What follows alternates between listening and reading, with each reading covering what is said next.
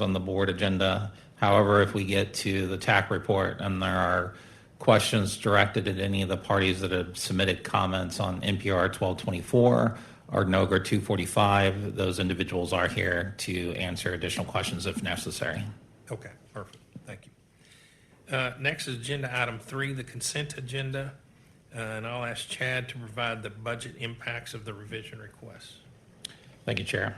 There are 12 revision requests on the consent agenda. 2 of them have budgeting impacts. NPR 1212, which is the congestion mitigation using the topology reconfigurations revision requests, has the largest impact with an implementation cost of $50,000 to $80,000 and the annual reoccurring cost of $180,000 to $220,000. This NPR also has a 1 FTE staffing impact, and NPR 1218 has a less than $20,000 O&M budget impact. Other than that, no other budgetary or staffing impacts on the consent agenda. Okay, with that, does any board member wish to discuss or remove any item on the consent agenda? Thank you. We have a motion for approval. Do we have a second? Thank you, Julie. All in favor? Aye. Any opposed? That passes. Thank you. Next, agenda item 4, our April 23rd, 2024 general session meeting minutes. There's a draft of these minutes in the meeting materials. Does anyone have any comments or wish to make a motion? I move to approve. Thank you, Peggy. Second. Thank you, Bill. All in favor? Any opposed? That passes. Agenda item 5 is our CEO update. And after that, we'll transition into agenda item 6, our 2024 summer outlook. And Dan Woodfin and Woody Rickerson will each have a presentation. Pablo? Thank you, Chair Foster. Good morning, everybody. Thank you for your interest and continued engagement in the important work that ERCOT continues to execute. Today, I'm going to briefly discuss expectations for this summer at a high level. We'll hear more details on that following. I'll review our reliability roadmap. Pablo, I think we're having a webcast problem, so we may need to hold on a minute. Okay. So.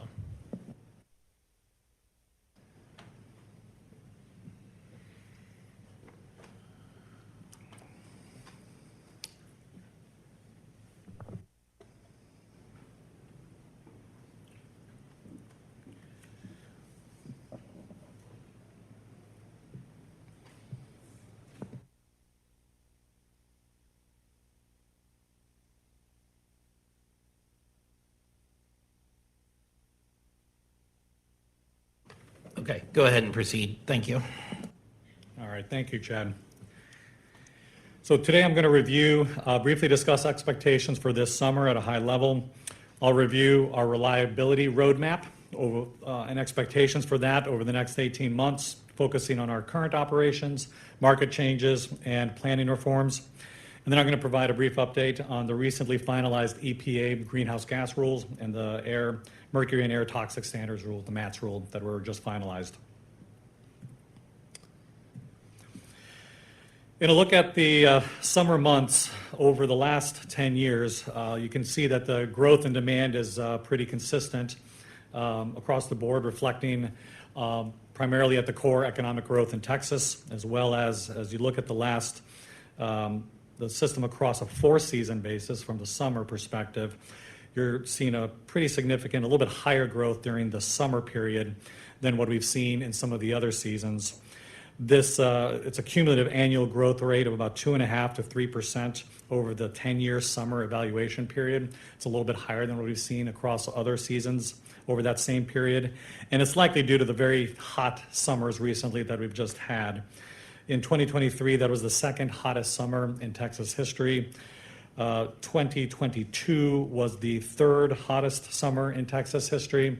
And actually September of last year was the absolute hottest September, the first hottest September in Texas history. So we've seen some very recent high weather that has helped to boost some of the demand growth numbers that we've seen in recent years. We are prepared for this summer, and I will review some of the specific activities and facts that support that in the next couple of slides. So this is the first summer that we are using the monthly outlook for resource adequacy, which is, we call it the MORA, which replaced the seasonal assessment of resource adequacy, the SARA report. Prior to the MORA, ERCOT had not shared a probabilistic resource adequacy view of the grid specific to each summer month. To date, we've published MORAs for June through August, and for the majority of the day in each month, ERCOT has little to no risk of entering emergency conditions. The tightest time to manage the grid throughout this summer has shifted from the peak load hours in the middle of the afternoon to the sunset hours in the evening, from 7 to 10 p.m. Central Time, as the solar generation declines. August is expected to see a higher risk for tight conditions in those evening hours, specifically in the 8 to 10 p.m. window, relative to June and July's risks. The higher temperature and the higher loads that are forecasted for August is a driver for that. Typically, the wind generation in August declines from what we see in June and July, so that's another driver. And solar generation is lower for the late afternoon, early evenings, because we start to see slightly shorter days beginning in August, moving into September. The summer weatherization attestations from market participants were due in early June, and inspections are currently underway for summer inspections. ERCOT also recently held a summer weatherization workshop for generation resources and transmission service providers. The ERCOT weatherization and inspection team, with supplemental support with contract personnel, anticipates inspecting more than 300 generation resources and 300 transmission facilities between June and September for the second year of our summer weatherization inspections. Hurricane season is officially in force right now. It's between June 1st and November 30th. The 2024 hurricane season should point for signs of a potentially very active hurricane season this summer. The ERCOT System Operations Training Team recently held our 40th annual operator training seminar and energy emergency alert load shedding drill. And additionally, the System Operations Team held a summer tabletop training exercise on June 3rd with market participants. As we look at the generation growth from last summer, we have seen meaningful growth in new generation resources since last summer. The graph below shows those additions to the resource mix that have taken place from October 1st, 2023 through June 1st of 2024. We have over 9 gigawatts of new solar and batteries that have come online, about 1.5 gigawatts of new wind, and a little over 150 megawatts of new gas resources. Because of the additional solar and storage resources and the forecasted summer weather conditions, the risk profile for the grid this summer compared to the last summer is about the same to slightly improved. Storage resources at scale is still a relatively new reality in ERCOT for us. As we start to see batteries saturate traditional ancillary services like regulation up and down, we expect more of them to operate in the energy market and in the longer duration ancillary services like ECRS and non-spin. And as we get more data on this type of utilization, how energy storage resources are performing, we will continue to update our risk models like the MORA report and the CDR reports with more actual performance data to better model future risk impacts from these critical resources.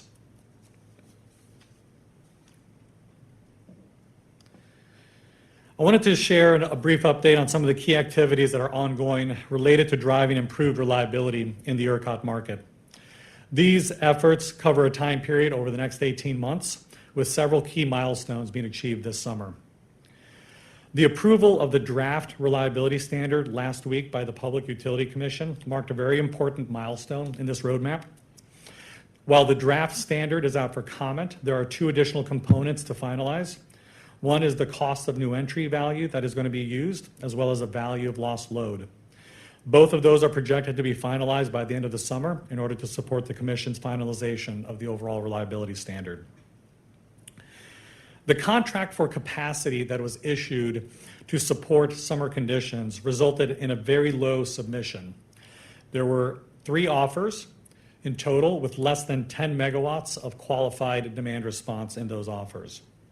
Based on this result, we are planning to cancel the RFP and we'll have a notice out later this week to that effect. It is clear from the two recent experiences with capacity RFPs, the one that we did just for this last summer, as well as the one that we did for last winter, that we need to modify the approach for developing the next set of demand response capabilities in the ERCOT market. I remain confident that there is significant potential in both residential and commercial and industrial demand response classes, and that we need to take a more in-depth approach working with market participants to develop a demand response product that will be additive to the reliability capabilities at an ERCOT market level. We continue to work on alternatives to mitigate the risks associated with the new South Texas IROLs, including evaluating changes to the shadow price caps and working with the transmission operators on dynamic line ratings to improve the throughput on existing lines. I've described the reliability stool at ERCOT as built on supply, transmission, and demand response. The demand response study that we worked on with Texas A&M shows meaningful potential for incremental demand response in the state. Commissioner Jackson and the newly appointed Director of Energy Efficiency at the PUCT have initiated a project to evaluate a new demand response program and are soliciting input from market participants to help advance this program track. We are advancing the suite of market design components that resulted from the prior legislative session, including the design of PCM and DRRS, the Dispatchable Reliability Reserve Service, and the associated cost study of the total suite of solutions that will help to inform a go-forward recommendation for a market solution that will support the energy-only competitive market while also sending the appropriate long-term price signals that will incentivize the development of long-duration dispatchable supply resources. I'd like to briefly touch on the impact of the recently approved EPA rules. In April, the Environmental Protection Agency finalized several rules that impact coal and gas units, including the Greenhouse Gas Rule and the Mercury and Air Toxic Standards Rule. The Greenhouse Gas Rule imposes much stricter CO2 emissions limits on existing coal and on certain new gas units, limits that are based on carbon capture and sequestration technology, which remains unproven at scale on gas generation. The MATS rule significantly lowers the mercury emissions limits for lignite units and particulate matter emission limits for all coal units. Texas has joined other state groups challenging both of these rules in court. In support of the state's motion to stay the greenhouse gas rule, ERCOT provided a declaration that states that the rule will likely lead to the retirement of all coal-fired plants, that's 13,600 megawatts of total summer capacity, and constrain the development of new natural gas-fired plants, exacerbating the reliability risks given forecasted load growth and the need for dispatchable unlimited duration capacity. The timing of when these coal plants could close would be based on the effective dates of when these requirements would come into play, which begin in 2030 and beyond. ERCOT provided a similar declaration in support of the state's motion to stay the MATS rule, given the impact on coal units and especially the lignite units, which make up about 6,500 megawatts of the coal fleet. Rulings on the motions to stay are expected sometime this summer. I'm going to pause there before finishing if there's any questions on the update for our summer readiness and our summer activities, as well as on the EPA and greenhouse gas rules.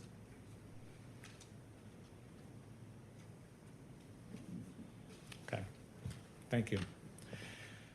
Then I will go ahead and close like I always do with thanks. I'd like to acknowledge that our ERCOT held our first annual Innovation Summit on May 21st.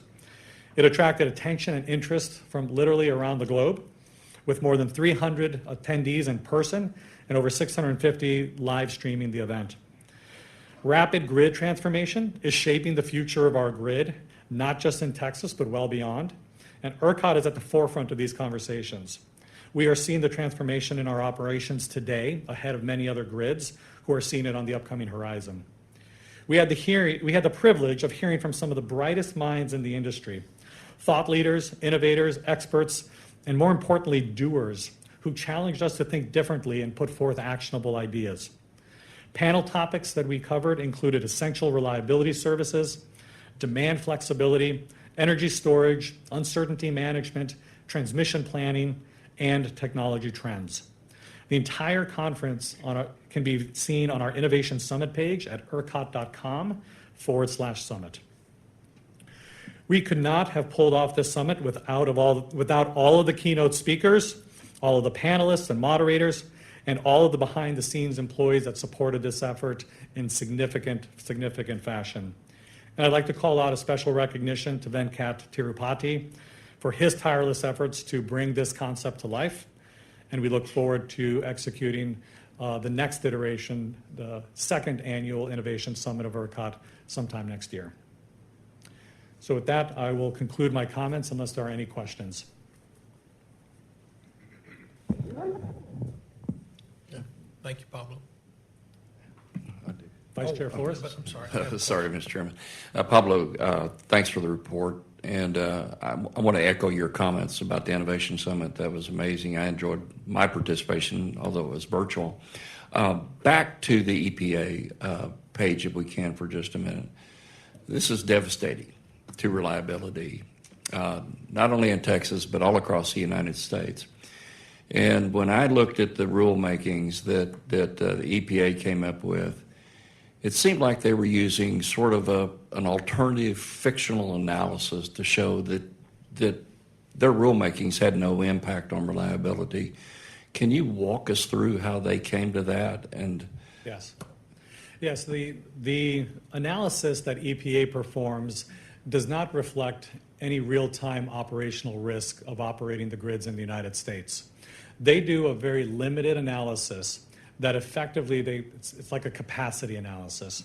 And what they do is they sum what they project the expected capacity to be available within the regions that are affected by the rule, and they compare that against the forecasted loads for those regions during those time periods. What that does not reflect is the operation reality of how that capacity performs around the clock.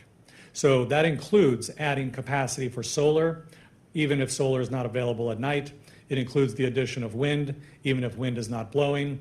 It includes all capacity that would be installed in a region without any consideration for the around-the-clock requirements to actually serve energy 24 hours a day. It's a very thin and shallow analysis that does not reflect reliability expectations and needs, and therefore can't be leaned on in and of itself to reflect the expected performance or the risk profile of a grid post-implementation of these rules. thank you. That was my takeaway when I read their analysis and also the analysis that was performed by other parties. They basically ignore peak load or net peak load at times when you have solar ramp. They just basically ignored it, said that's not going to happen. And that's, I think it's important for the audience of this meeting to understand that's not the real world. That's right. not the Texas grid. That's not ERCOT. That's not the United States grid in any state. We fully expect over time for older and less efficient resources to be replaced by newer, more efficient resources. That is the way that a healthy market operates. It's the way that the Texas market operated when it first went to its competitive structure. But that needs time to enable that transition to happen, especially during periods of high growth. When you're in a period of high growth, it's a uniquely different circumstance trying to manage that balance of when older, less efficient resources can come off the grid and get replaced with newer resources.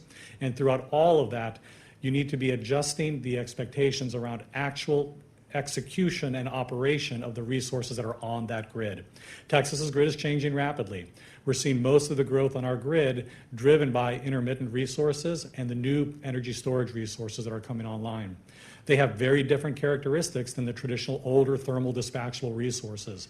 So the transition is more complex and it introduces more risk when you're losing resources of one kind, thermal dispatchable, and replacing them with resources of another kind. The EPA analysis does not bring that analysis into play when they do their risk analysis. And it's very important that we do that, and we support the analysis and provide information back to the EPA as well as to the federal government on what we expect the real impacts will be of these rules if they're completed.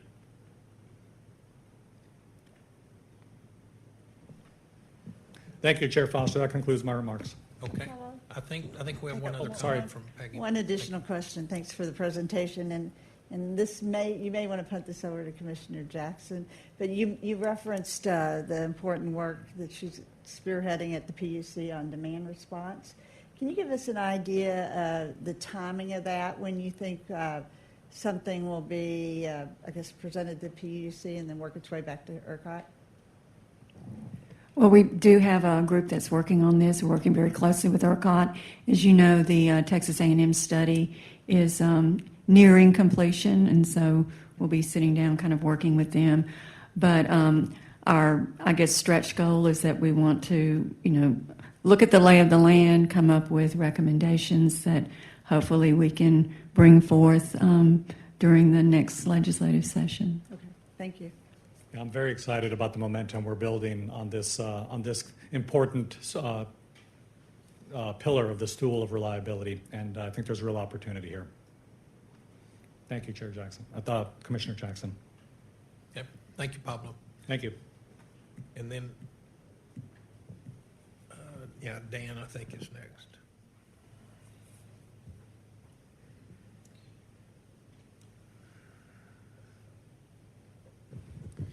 Good morning. Supplement what Pablo has already talked about related to summer preparations and what we're expecting this summer. I'll start off with talking about the weather. Our meteorologists are thinking that this summer is going to be one of the hotter that we've had on record. Probably not as hot as last summer, where we just had lots of hot temperatures. We've actually had quite a few of the summers within the last few years that have been well above normal, and so we expect this summer to fit in with that. Although, like I said, probably not as hot as last summer. In fact, he is thinking it's more like only a 25% chance or so. And given what we've seen in June, I think that we're trending that way. From a precipitation perspective, El Nino is kind of in the process of going away. La Nina is building, although it may not be here for summer.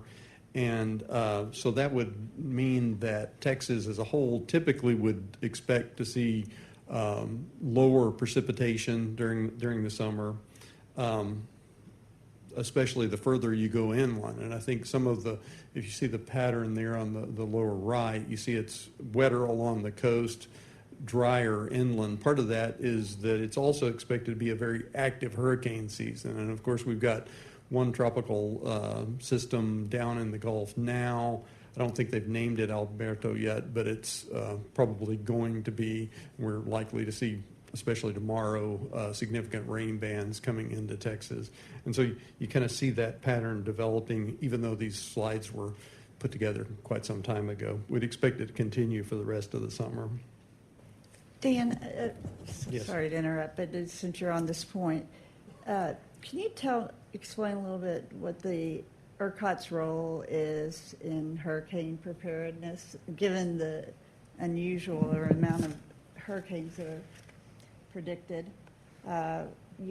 Pablo mentioned, I believe, the training that we just did. So- What else is done? So every other year we do a hurricane preparedness. It cycles between that and a severe weather drill, and so it's really a coordination amongst the system market participants to plan for that. Our response in the event of a hurricane is to really just maintain the reliability of the system as a whole to the degree we can. Be prepared going into it. There's a series of steps that are in our procedures to prepare and give warnings ahead of time, make sure all the other market participants are prepared as well. The specific steps depend on what kind of system it's likely to be. In this case of the one, I'll just use this as an example, the one that's it probably is going to go into Mexico. Wind part is not going to be as severe here, but we're likely to get lots of flooding and or lots of rain that could lead to flooding. And so that's really the part of that. We work with the PUC through the State Operations Center and Texas Department of Emergency Management to help them know what we're seeing on the power system and then respond to anything that we need to do to coordinate with all those other entities.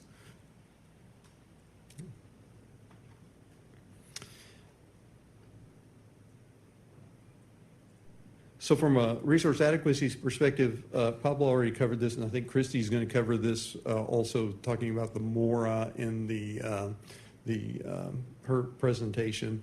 But from a summary perspective, to include that, we are expecting sufficient generation in most hours.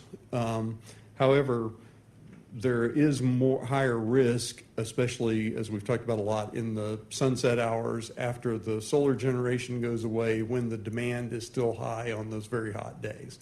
That's kind of our highest risk time.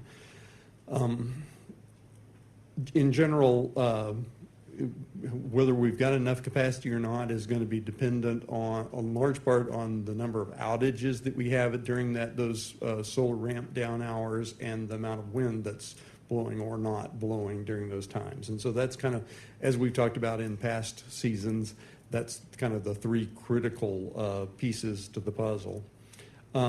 We have an additional piece this year that we saw last year, and it's likely to continue, which is the constraints in South Texas that may limit us from being able to use all of the available generation, in that we can't get it out of South Texas when the demand in North Texas is very high. And so there is a slightly elevated risk that's reflected in the MORA numbers that Christy will talk about already. So that's one piece of the transmission puzzle. From a transmission perspective overall, though, we don't see any major wide area reliability issues in our studies that we do to prepare for summer. We could see congestion where during periods where we've got sufficient generation, but we can't run the absolute cheapest generation at certain times, especially in areas of the Panhandle, West Texas, and the Rio Grande Valley. And really a lot of that is when the wind is blowing, being able to export all the wind and solar out of those areas. We've got the South Texas constraints that popped up last year that I mentioned earlier, that we'll continue to see those. Those are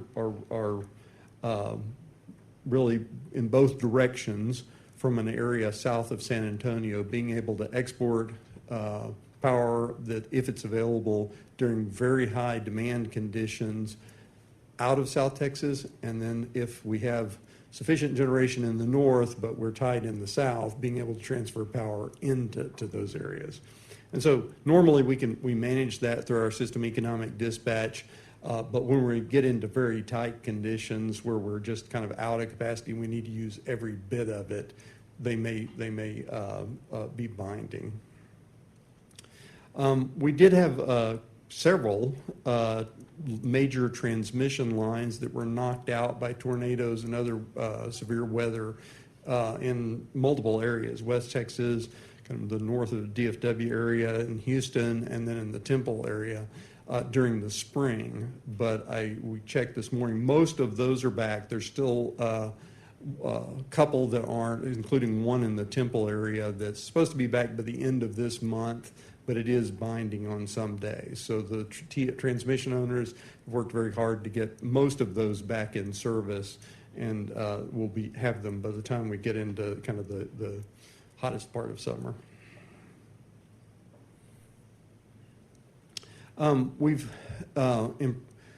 So batteries are still a fairly new phenomenon. We're adding new tools to be able to assess that the batteries are a little different than our normal capacity, in that they have a limitation on how long they can operate as their charge is depleted. And we put in place some new tools to prepare for summer, to be able to take into account in our forward-looking assessments, and also operationally when we run into where we're actually using that stated charge, to make sure that we're appropriately assessing how it's getting drawn down when those batteries may run out of stated charge. And so the upper left here is kind of our assessment that we look at for day ahead? Do we have enough capacity of different types to be able to serve the load on that day? We've added for our internal tools, and we haven't added this to the website yet, but we're thinking about it. Where there's a turquoise band, it looks green up there, on top, that is really the capacity that's coming from the batteries. And of course, that's kind of a flat area because it's assumed that that capacity will be available all the time. But if we actually get into depleting it, where it's actually being used, it won't last but an hour or two, depending on the characteristics of the batteries. So when our demand line, which is the red dotted line there, gets up into that area where we're depending on we've used all the other capacity, we're depending on the batteries, it'll allow us to better assess how long are they going to last, or do we really have enough for that time period or not, in terms of the energy that they will supply. And then the bottom left tool is more looking at operating reserves when we get very tight. If we deployed those operating reserves, how long would they last? And you can see that in that blue box, it shows that if we deployed them all right now, that's how quickly the energy would be depleted. And so it's good for our operators to be able to know from a situational awareness perspective, not just that the capacity is there, that the reserves are there, but also to know how long they'll last. So it's kind of a new thing going into summer. We've also, we do this every year, talk about some of the operational rule changes that are likely to be, that will be implemented for this summer and are likely to make a change to how we operate the system. One of these is related to controlling the renewable resources that are behind a stability limit. We have to start binding on those generators to make sure that if the wind picks up, they don't go over the limit ahead of where the limit is. We've put in place a rule that will allow us to do that more efficiently and maybe be able to let more power out of those behind those constraints. That was SCR 819, and so that'll be in place for this summer. NPR 1186, as you know, you've seen that a couple of times back earlier this year, related to the management of the state of charge of batteries and keeping track of that, allowing SCED to be used to maintain that state of charge, that when they're providing ancillary services, that'll be implemented. As part of the discussion of 1186, we also talked about NPR 1196, which has to do with the making sure that we're appropriately accounting for whether people are keeping their state of charge. Oh, sorry, this one's not related to state of charge. It's related to, in general, are people providing the capacity that they need to provide their ancillary services, and we'll do that more automatically in the future. And so these things and a few others here, including NPR 1224, which we're going to talk about later, that will help us be consistent and earlier in deploying ECRS, and when we release that in tight periods. All of these are changes that we'll be making that will be in place for summer. Some of them are already in place, but should help us operate the grid more reliably and efficiently during this summer. And with that, I'll turn it over to Woody to talk about the market side of things, but I'm happy to answer any questions. Dan, thanks for your presentation. What does keep you up at night thinking about the summer ahead? What do you feel are the biggest areas to watch and anticipate? I think the primary one is just, do we have demand versus supply? Do we have enough to cover that? Which we've done much more work through the MORA and other places to probabilistically assess that. We're in my operations report, we'll talk a little bit about demand response, and we're getting to the point where if we get sufficient demand response from the large flexible loads, the crypto miners, and other folks that really provide significant demand response, we'll be okay, but that, we don't have as much visibility into that as what we would like a lot of times. And so some days that's a little nerve-wracking to know, are you going to get that demand response on a particular day? Because if you get it, we've got enough. On other days, maybe we don't. So I think that's kind of the thing that's the most concerning or worrisome at this point.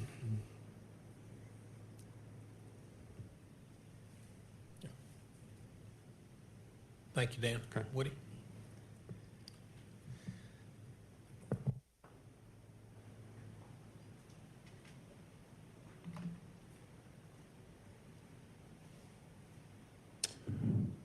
Good morning. So I've got a quick update on summer markets and credit. So there's no board voting items here. Some of the key takeaways are, this will be the first summer we see the new multi-step operating reserve demand curve price floors. We'll see if that has an effect on the number of units that are RUC'd. During the first quarter of 2024, we see some natural gas prices converging with what we saw last year. We'll talk about that. And we'll also look at the forward energy prices and how they're trending this year versus last year. So the ORDC curve. So back in November of last year, the ORDC was modified to include a multi-step price floors. So when the online reserves are below 6,500, the price floor is $20 per megawatt hour. If it's between 65 and 7,000, it's $10. So these measures were meant to incent greater self-commitment of units, hopefully reduce the number of RUCs. To date, those floors haven't had much of an effect, but this summer, as we get into more scarce conditions, we'll see if those start coming into play more often. So any questions about the ORDC floors? Natural gas prices is a comparison. The red is the 2022 natural gas prices at the Katy Hub. And then you see 2023 and 2024 trending pretty closely together. Earlier this year, 2024 was a little bit below 2023. And we're seeing them kind of converge now to be close to the same. The 2022 prices were quite a bit higher due to some of the international problems that were going on in 2022. But those gas prices are a big driver for what the wholesale prices are. Any questions about those?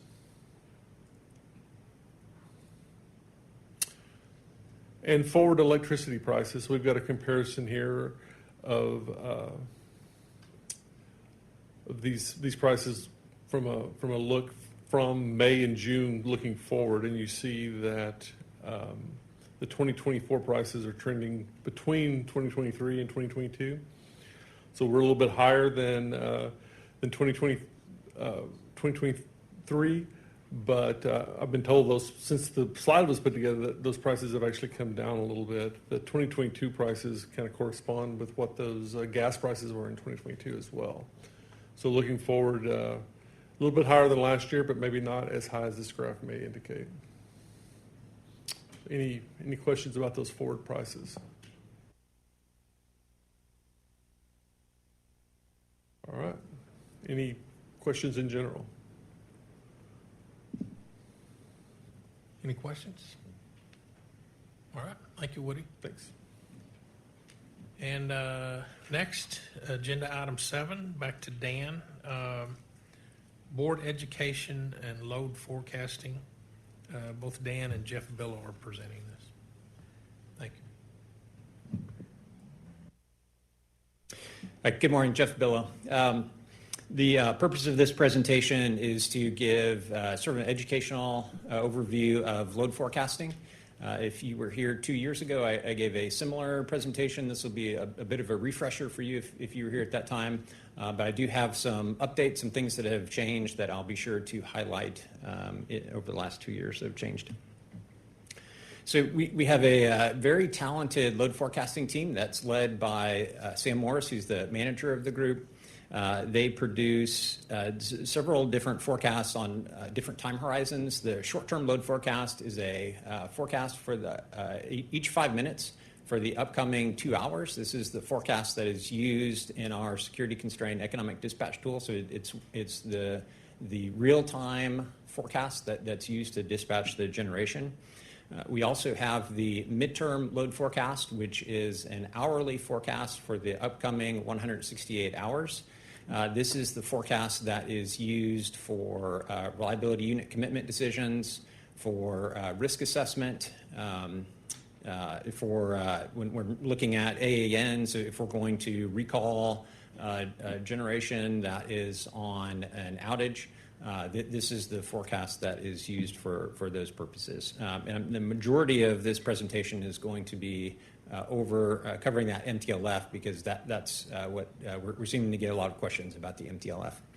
The other forecast that they produce is the long-term load forecast. So this is an up to 10 years, and then actually we've gone up to 30 years. We've extended that for various purposes, but this is the forecast that is used for planning purposes as well as for budget planning.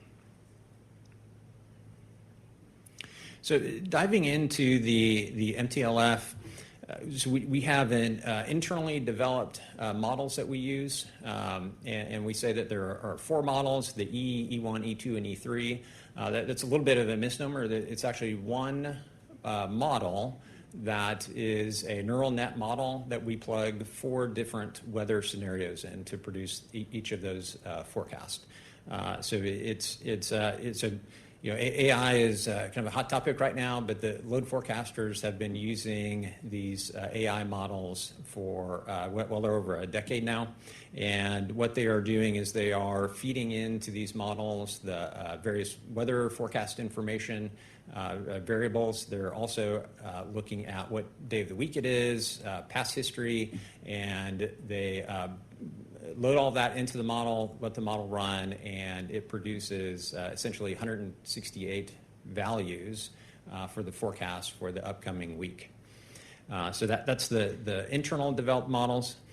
We also have, in our energy management system, we have a couple of models that are built into that system. I would say they're not as sophisticated as the neural net models that we're running, the E through E3 models, but they're there. And historically, we've used those as sort of a backup to the internal models. But one of the lessons learned coming out of Elliott, if you remember, we had a software update. So the software platform that we used to produce those forecasts, we had a software update that changed the way the software looked at holidays. And so Elliott, going into that Christmas holiday, we weren't getting very good model results out of that. And so we had to go back to the EMS models. And those models, as I mentioned, they're not as sophisticated, and really we were dissatisfied with the performance of the forecasts that we were getting. And so one of the new things that we have done is we've added an external vendor forecast that we have been actually getting for about 6 months or so now. But that is sort of going live into production this month, where we'll be able to use that external vendor forecast model. And they have a little different approach. It's also an AI model, but a little different approach than the modeling, the internal developed models that we're using. So I mentioned the weather scenarios. So we have, today we have 7 different weather forecasts that we can use. We have also started procuring an additional 7 weather forecasts that we can plug into the models. But those are not live yet, so we have those on site, but they're not plugged into the model quite yet.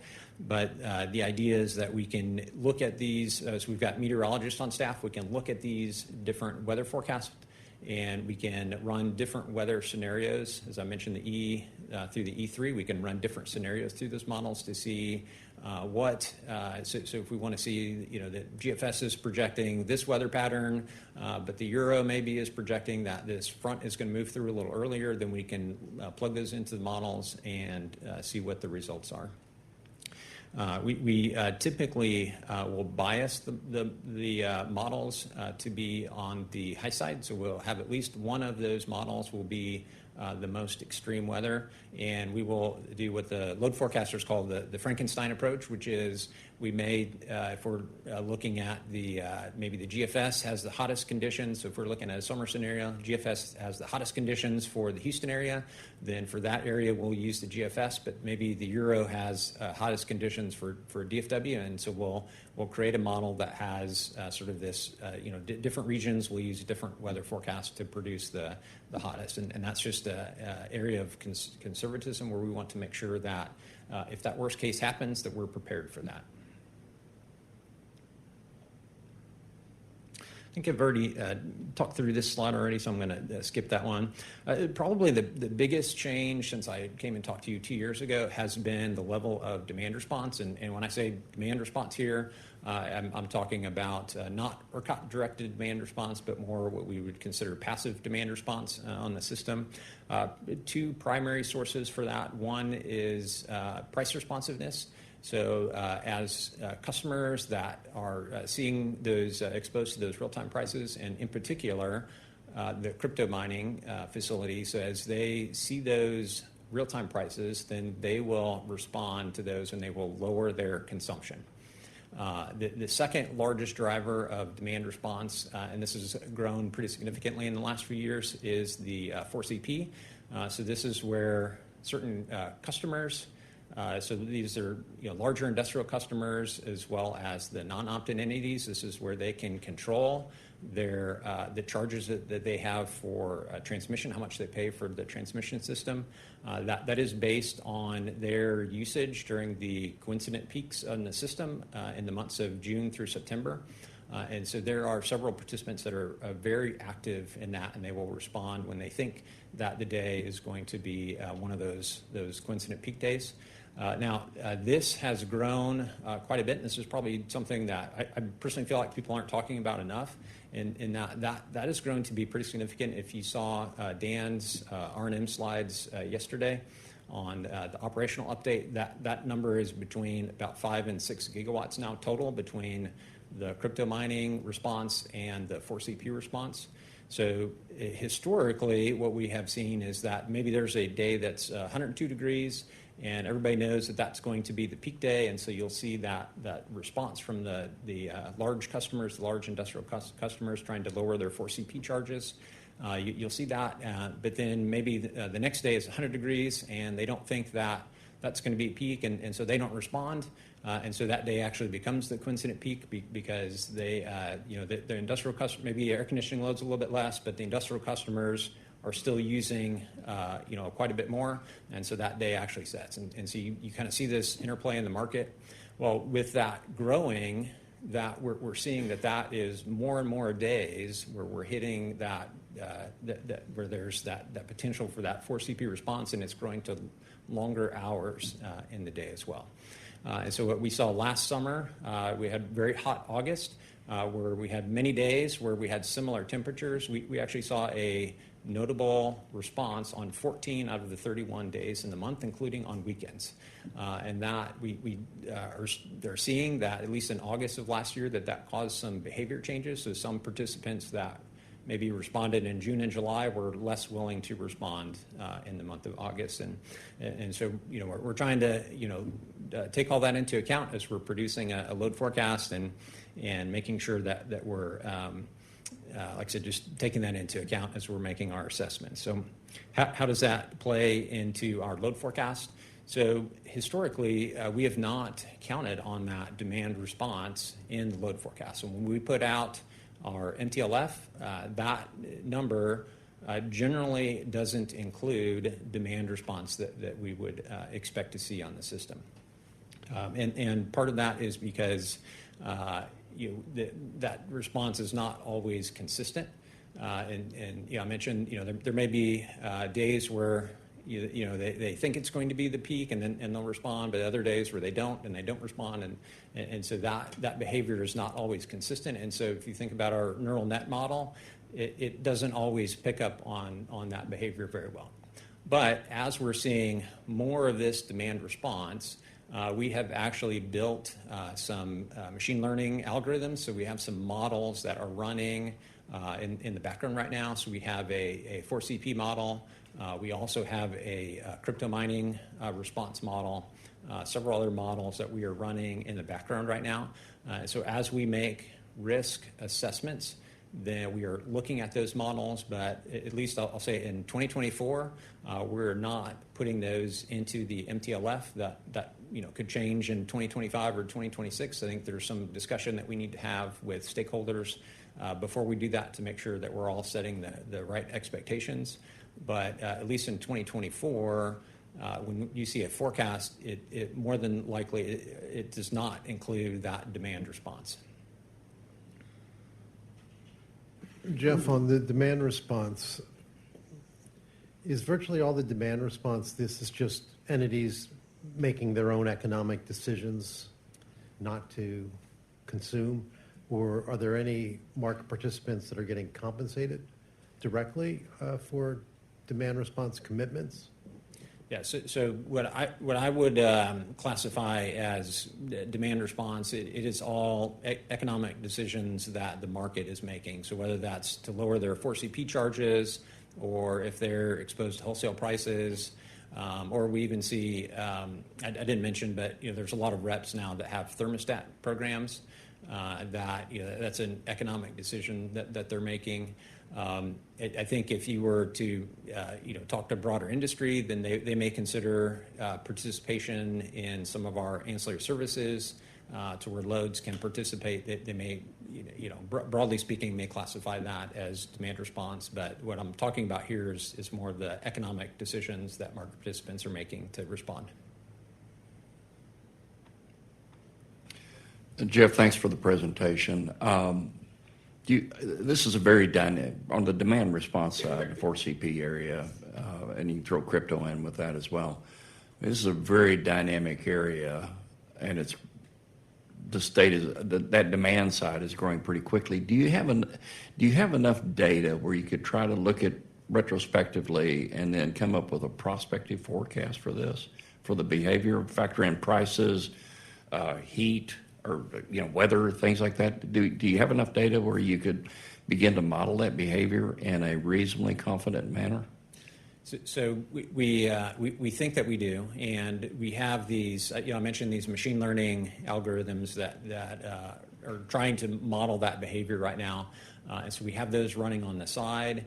I will say that there are some challenges with that behavior not being consistent. Sometimes, so it's sometimes you're expecting that they will respond, and they don't respond. Maybe as they have in the past, and so there's behavior changes that are making that challenging. But really, that's our goal right now. It's becoming such that's 5 to 10% of our demand at peak. I think we have to be able to figure that out and be able to forecast that going forward. Yeah, that's where I'm going with the question. It seemed like as soon as we get our arms around that becomes a very valuable forecasting tool, since it's such an integral part of trying to balance the market. Good luck. Keep at it. Thanks. Thank you. So, Jeff, I just have just out of curiosity, you said you presented us 2 years ago. When you look at your long-term forecast, your 10-year, how much has that changed in the last 2 years? In other words, what you were looking at 2 years ago, how accurate would you say that is today? I know it's a moving target, but yeah, I would say it's significantly changed, and even in the last 6 months, there's been a pretty notable change in the long-term load forecast, and that is really driven by a lot of the industrial customers. So it's the what we call industrial, but a lot of that's the data centers. I think 2 years ago, to be honest with you, I don't think that we saw the AI impact and what that is driving in terms of new demand on the system. So we're a little bit playing catch up with that, but it's to answer your question, it's significantly changed. Thank you. Other questions? Thank you very much. Thanks.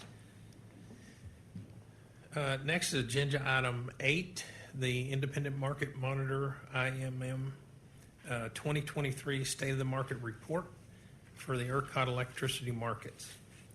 IMM Director Jeff McDonald is here to present this item.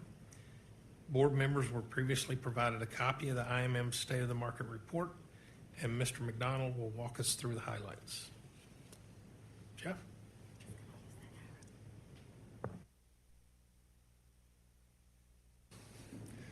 Hi, good morning. Directors, thank you for the opportunity to address you and walk through some of the highlights of the State of the Market Report on 2023. My name is Jeff McDonald.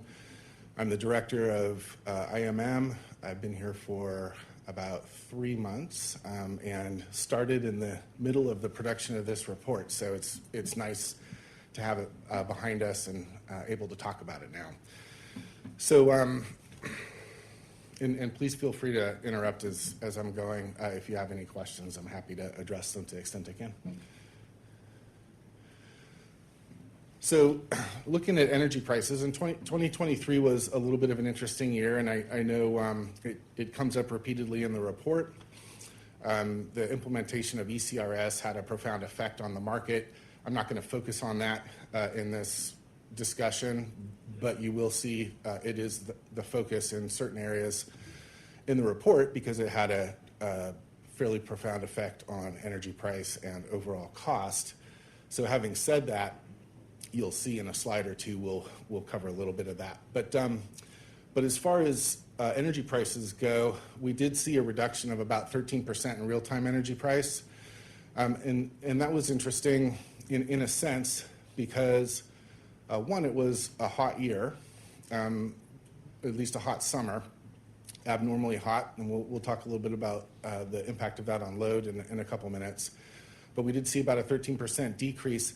The interesting part of it is there was a roughly 60% decrease in natural gas price in 2023. And so often, even though natural gas units aren't always the marginal unit and setting the price in wholesale electricity, they are often in most RTOs and certainly in ERCOT often enough a price-setting resource. And so if you see natural gas price decline by 60%, you'd expect to see the energy price decline, not 60%, but something closer in magnitude to that. So we did see 13%. A lot of the difference in that decline is attributable to the impact that ECRS had on the implementation of ECRS had on the energy price during mostly June through August of last year. So, but you can see on the whole throughout the year we were down to around $65 a megawatt hour for real-time energy, and so that is without a doubt an improvement over the prior year. One of the things that you can get out of this chart is we do look at it by zone to see to what extent there's you can call it a mismatch in generation and load across zones or within a zone so that power has to be transferred across zones in order to accommodate load.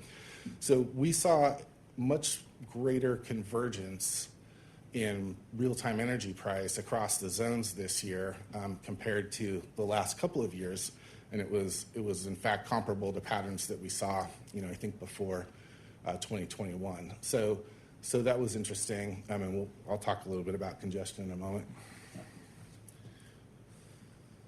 Are you going to explain what you attribute that convergence to, and what the issues are around that? I'll talk a little bit about that in the congestion slide, if that's okay. Yeah.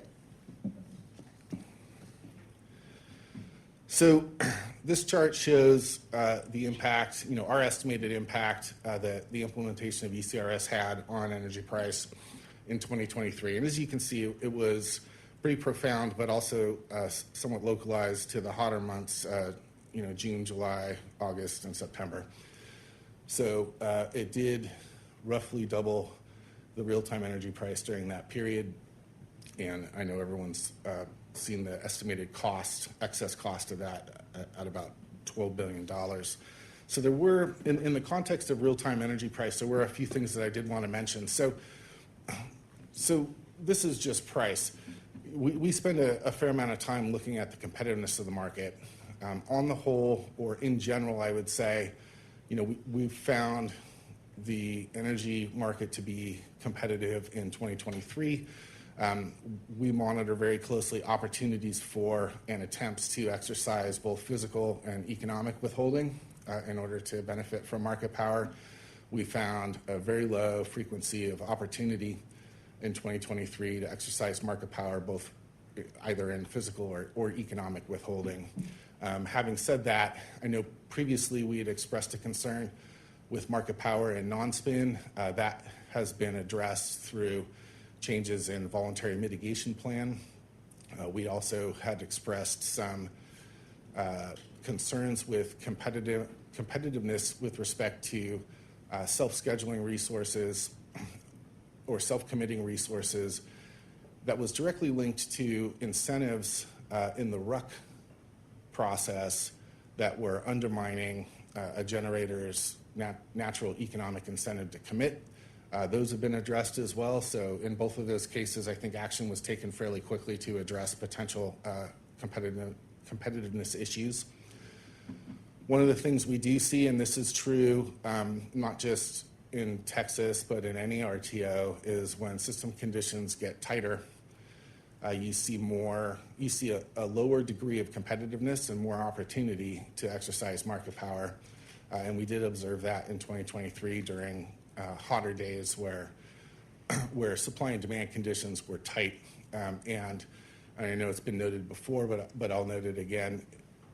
The extent to which eligible generation is held outside of the real-time market in reserve naturally reduces the amount of supply that you will expect to see in the market, in the real-time market in reserve, and that can reduce the degree of competitiveness.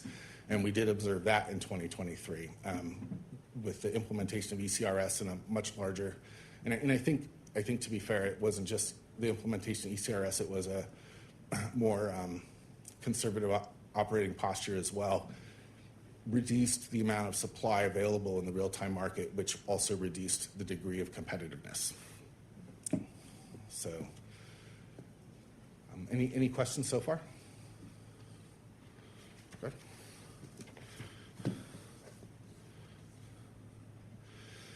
So moving on to load trends. So there are 3 years represented here, and this data are broken out by zone in Texas here. And as you can see, 2023 did see higher average loads, that's the blue segment of the bar, and higher peak loads, the blue plus the red segment, across all 4 zones in 2023 compared to the prior 2 years. And there is, to the extent you can extrapolate a trend from 3 years, it does appear that load is solidly trending upward. I think we saw about 3.5% increase in load in 2023. I know I'm following up some fantastic discussion on load growth in some of the prior presentations, so I won't cover that in any detail, but Texas is definitely seeing an influx of, it seems like gas and oil production load, as well as data center and crypto mining load. So it's worth noting that 2023 we did see a new record in the report, and I apologize, I don't remember the exact number of times we broke the record in 2023, but there was a sequential breaking of the peak load record in 2023 that culminated in a new all-time peak of 25.7 gigawatts on August 10th. So looking at supply changes, and I'll relate this to another slide in a moment. We did see about 10.5 gigawatts of new supply come in. A lot of that was in renewables. About 7,600 megawatts came in through wind and solar. We did see about 1,900 megawatts come in for energy storage, and for new natural gas-fired plants, 970. And where I'm going to relate that, in fact, we can talk about this more if you'd like, but we should do so in the next slide. Oops, pardon me. Did I skip a slide? No. If it's all right with you, I'm going to jump forward because I think this slide is a little more relevant to new generation in ERCOT. So one of the things we look for, so of course there are incentives for solar and wind that aren't necessarily market-based that can result in higher incidence of new generation built in those technologies. But one of the things we look for is whether or not the market is providing enough revenue to support signals for new generation in non-subsidized technologies. So natural gas, and we typically focus on combustion turbine. So if you see here, 4 out of the last 6 years, the ERCOT energy-only market provided sufficient revenue to signal new generation. And that's true even if we take out the effect of ECRS in 2023. And while it's not shown in this chart, we estimated what a normal 2021 would have looked like without ERIE. And to the extent it's possible to be accurate in that estimate, that 2021 also showed that the market produced net revenue sufficient to signal new generation. So 4 out of the last 6 years, you're seeing sufficient revenue in the market. Jeff, when we look at ECRS by month, we see August looks anomalous to the other months, especially in 2023. If you take out August 2023 in this graph on the following page 7. I'm sorry, did you want a different slide? You want 7? Yeah, on 7. Okay. How does it reduce the crosshatch bars and the 2023 effect of ECRS? So I agree with you. August was the most severe month. I can't in my head do that math, unfortunately. But if I were to guess, I would say it would remove probably somewhere between 2/3 and 3/4 of the hash bar, probably 2/3. I appreciate that comment. I think it's really important that when we have an anomalous month, we look at data with and without it so we don't get swayed by Sure. the startup month that we implemented it, because it looks like we did have some startup issues. Yep. I appreciate the comment. Thank you. And thank you for that. I did want to focus on this chart because it does provide evidence that the ERCOT market is producing enough revenue to signal new investment. I'll link that back to the new investment chart where we saw only 970 megawatts of new natural gas-fired resources come in. And so, obviously the linkage there is some of the time it takes to go from planning to commercial operation. I'll say, having been in a couple of other RTOs, Texas is very fortunate. I think the time from planning to commercial operation is much shorter in Texas than it is in other places that I've been. Most recently in New England, it was very long. I would say 6-7 years on the short end, probably.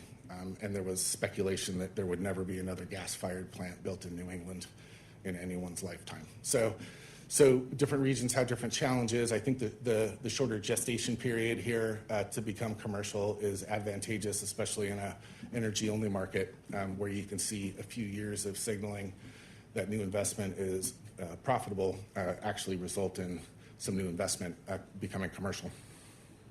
I have a question on that. If that was true, why then haven't we seen more natural gas generation? And why did it take legislative action to actually effectively subsidize the financing to actually get people to build new gas turbines in Texas? Because 970 megawatts is a drop in the bucket compared to the requirement.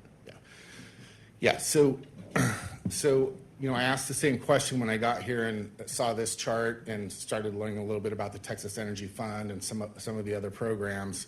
So I think one of the issues there is the lag time or gestation period to get a generation project to a point where it's commercial operation, and that might be more than 2 years.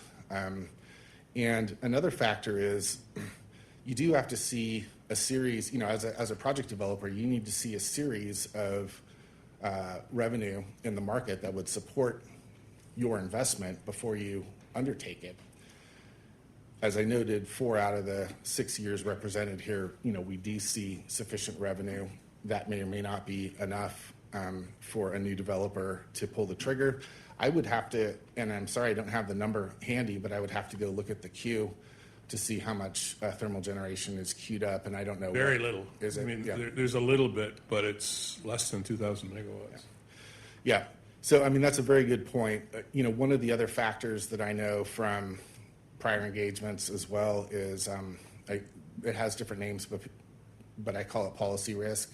So in the investment world, policy risk is a big factor, especially for large capital investment, long payoff period investments. And so it doesn't appear to me that Texas is indicating that there is a policy risk to new investment. Everything I've seen in the 3 months I've been here has been focused on ensuring that the real-time market does, or that the energy-only market does provide enough revenue to signal new investment, and then it continues to do so. So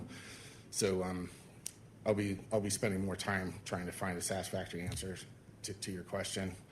I guess, to be fair, another alternative is that our number for cone is not accurate. So, and I think the PC will be. Yeah, if I can chime in, I'm glad John asked that question. That's the question I asked your predecessor a couple of years ago, is that this market is signaling that there ought to be new construction, but there's not any. And I asked why, and there really wasn't a good response. And so, I'm glad you volunteered that you're going to go back and look at this, because I think we need to look at the cone. Is the cone really accurate, given that you're asking people, or what we're hoping is the market will signal to investors that they can get a 30-year return on building new dispatchable generation, whether it's thermal or battery or whatever. And so I hope that we can make this analysis something that policymakers can rely upon and the market can rely upon moving forward. Yeah, thank you. But I would just add to all that, though, that I think my perspective and the reasons, first of all, nobody's going to try to justify a gas plant over 30 years. They're going to try to do it over 15 years, for one. Yeah. And it's got to be financeable. And the Texas market recently has not been financeable because they're not going to do a 100% equity check, right? They want to do a 40% equity check and 60% project finance. And the market, for some of the reasons even that Jeff just outlined, is just not financeable at the current moment, which is why the Texas Energy Fund is actually working, because it is financeable. Provides that. Yeah, thank you. I guess that's the point I was really getting at. It took the Texas Energy Fund to change this, so this sort of theoretical analysis actually doesn't make any sense. Well, I think the cone is right. It's just that it's not financeable. And then the Texas Energy Fund was the bridge to bring the two together. But asserting that the cone is what causes people to go do a project, I think is not accurate. Yeah, that's the situation here is, I mean, this would imply that you're going to build it, and if it's not financeable, then it's not going to get built. And people don't want to write a check for 100% of the equation. equity, right? Yeah. Nobody wants to do that. It's too expensive. I think we're all saying the same thing. That's it. Yes. Yeah. And also, if you look at even 23, without the ECRS, you're pretty close to Yep. not being a good year for making decisions to invest, right? Yeah, that's correct. So, and if you look for past 5-6 years, it's fluctuating apart from 21. Yep. So to Rob's point, it's very difficult to make decisions on that kind of data. So the more analysis you can give us on that, I think the better we'll be off. Okay. Yeah, I appreciate it. I will. Thank you. So I do believe I skipped over congestion, and there was a question about that. So I'll cover congestion really quickly. So real-time congestion costs were down 15%. So on the surface, you might look at that and say, well, that's pretty close to the 13% that energy price was down, and so that's what I would expect. I would actually expect if congestion stayed the same and energy price moved 13%, I'd expect congestion costs to move about that as well. But congestion's extremely complicated. Congestion costs are always very complicated to describe because there's a lot of things happening. So in any one year, congestion can be exacerbated or relieved based on prolonged unit outages, based on transmission upgrades or transmission outages for upgrades. Weather, Texas, having been here 3 months, I'll say I'm very impressed with the variability of Texas weather so far. And I've only been in Austin. I understand it's very different in Dallas and Houston and so forth. So changes in weather patterns can affect congestion as well. So I think the question that was asked was, what was driving the convergence in energy prices, or conversely, what was driving the reduction in congestion between zones in Texas? And there are a couple of answers to that at a higher level, but I think what we saw mostly was probably the effect of about 6 different things happening between the 2 years. One of the drivers was that there were some upgrades in the Houston area that really reduced the level of congestion between Houston and neighboring zones. So that was one of the big factors that affected the congestion there. Beyond that, as I mentioned, there were several things. The weather patterns were different between the 2 years. Generation outages were different between the 2 years. And so it wasn't straightforward for us to narrow it down to a sort of definitive list of what reduced that congestion.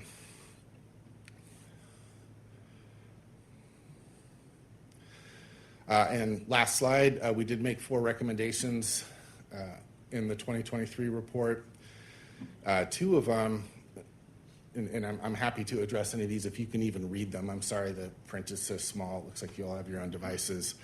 So the first suggestion has to do with increasing the constraint shadow prices to make more generation reachable in the real-time market to help resolve congestion. And I know, because I've had conversations with ERCOT staff, that change is being anticipated and is underway.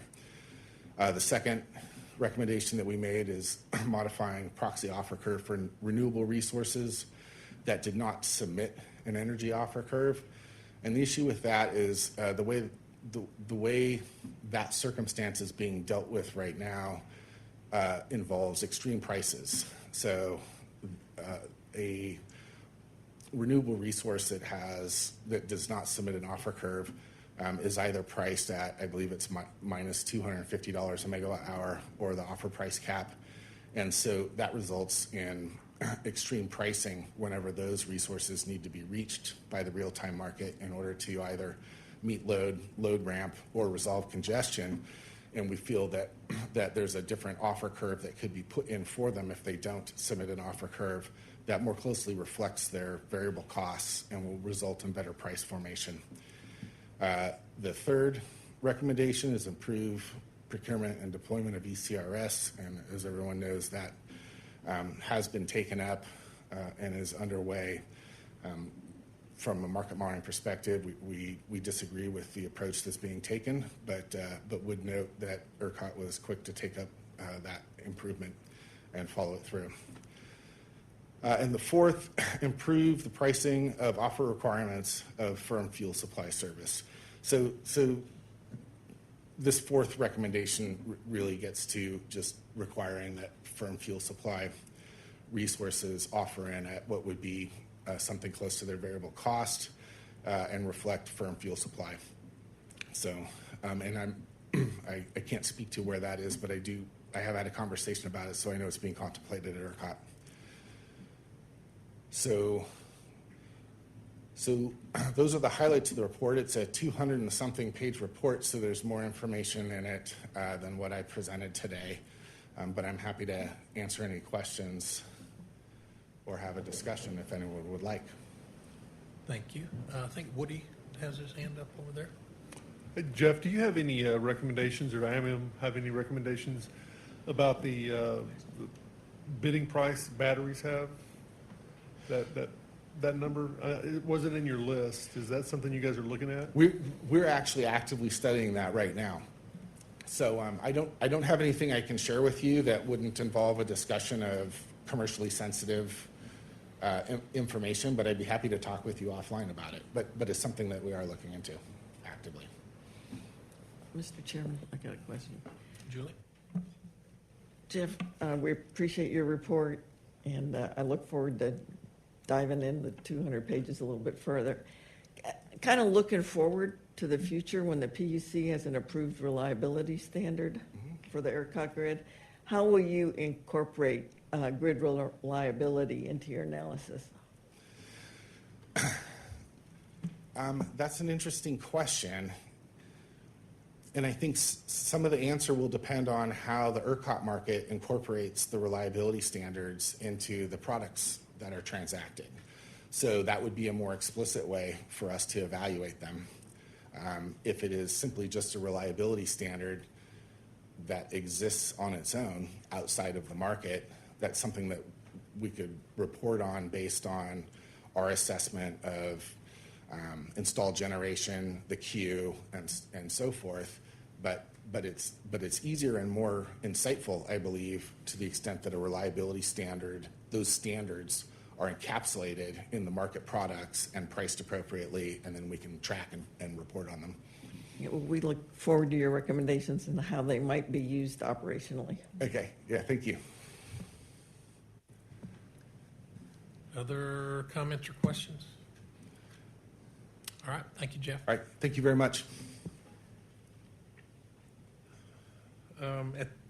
At this time, I'd like to invite Caitlin Smith, Chair of the Technical Advisory Committee, to present agenda item number 9, TAC report. There are 2 non-unanimous revision requests as voting items under the TAC report today, NPRR 1224 and NOGR R245. After Caitlin reports on tax recommendations on NPRR 1224 and NOGR 245, R&M Committee Chair Bob Flexen will report on the R&M Committee's discussion and recommendations. Caitlin, please proceed. Thank you, Chairman. Good morning, or I think it's still morning. Good morning, I'm Caitlin Smith, Chair of the Technical Advisory Committee. Thanks for the opportunity to present to you. As we do at each board meeting, I'll be presenting a summary of the TAC meetings that have occurred since the April board. We had a regular May TAC